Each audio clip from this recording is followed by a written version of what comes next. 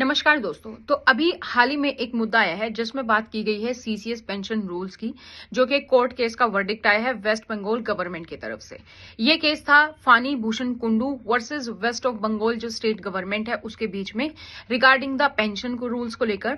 तो ये जो अपील की गई थी 2014 में की गई थी, 14 जनवरी 2025 को इस अपील का रिजल्ट आया है। इस अपील के अकॉर्डिंग क्या कहा गया है कि ये जो गवर्नमेंट में जॉब इन्होंने की थी 1968 में इन्होंने वेस्ट बंगाल स्टेट गवर्नमेंट को ज्वाइन किया था। उसके बाद 1991 में ठीक है इनका जो है डेप्यूटेशन कर दिया गया था सेंट्रल गवर्नमेंट के तहत। तो सेंट्रल गवर्नमेंट में इन्होंने ज्वाइन किया as a animal husbandry commissioner.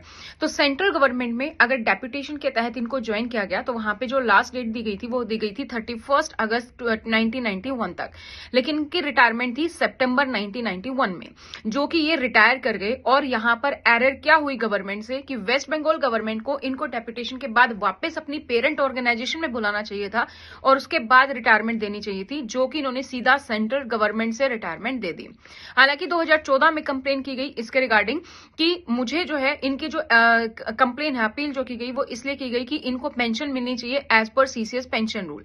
CCS pension rule क्यों? क्योंकि CCS pension rule central government पर अप्लाई होती है और ये डेप्यूटेशन के तहत सेंट्रल गवर्नमेंट में थे और सेंट्रल गवर्नमेंट से इन्होंने रिटायरमेंट ली। क्योंकि इनकी ज्वाइनिंग 2004 से पहले की है तो इन पर ओल्ड पेंशन रूल 1972 लागू होते हैं। अब यहां पर सबसे पहले समझने की जरूरत है डेप्यूटेशन को लेकर, क्योंकि डेप्यूटेशन को लेकर काफी कंफ्यूजन रहती है और उसके बारे में बात की गई है।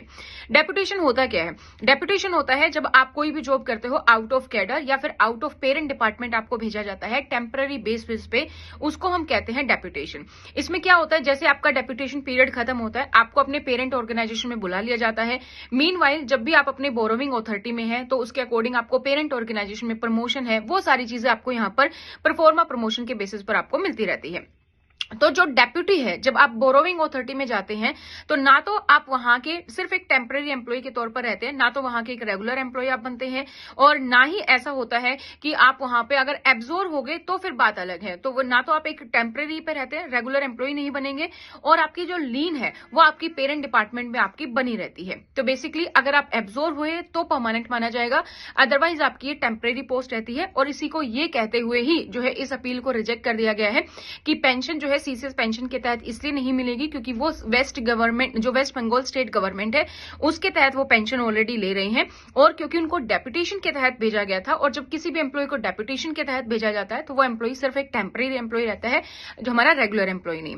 तो मुद्दा जो है इसमें दो तीन चीजें आई हैं, डेप्यूटेशन जो हमने समझा और सीसीएस पेंशन रूल वो हमने समझी। तो ये अपील थी, तो आपके इंपॉर्टेंट पॉइंट ऑफ व्यू से ये जानना जरूरी था, इसलिए हमने इसको शेयर किया।